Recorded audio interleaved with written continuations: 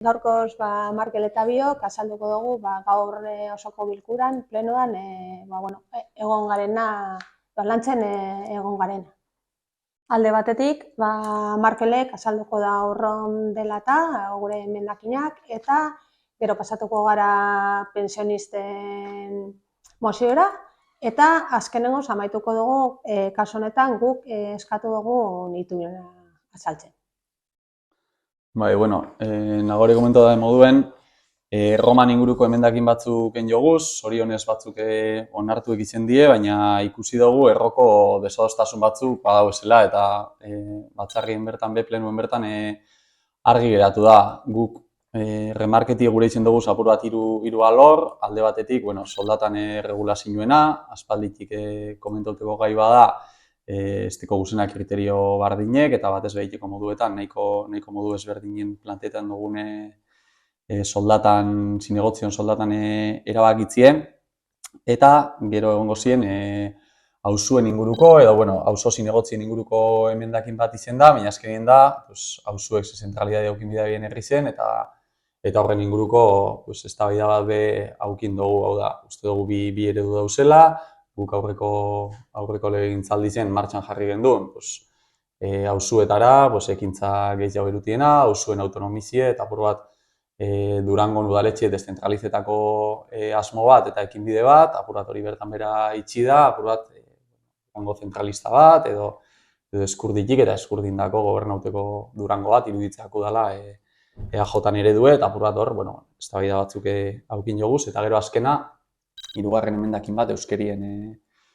inguruen, bai uste duguleko, kasu honetan, Roma edo, Durangoko udaletxeko barne araubide honetan, atzera pauso batzuk dauezela, eskara luzetuko, plenuen ikusgai ongo die plenuen grabazioen, baina badau, testualki ekiparazio bat,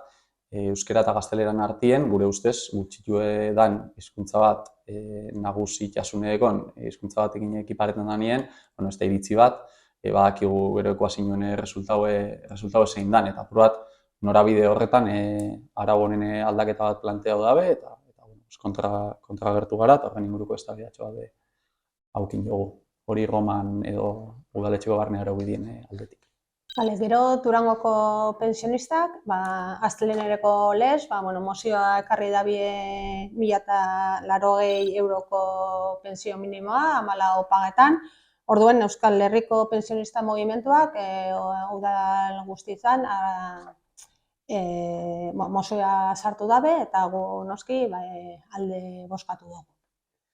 Gero gure kasu honetan, gure ituina, gure rogoa izan da, gogoratzen badozue aurreko osoko bilkuran, kapitanena baserrian eta oso elkarteen egoeran dela eta,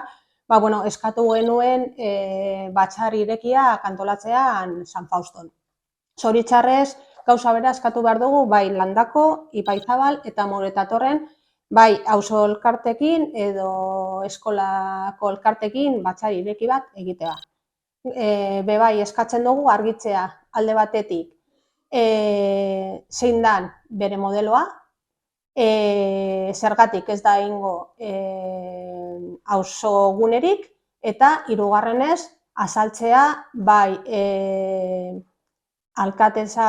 andreak egunkaritan irakurri dugun moduan,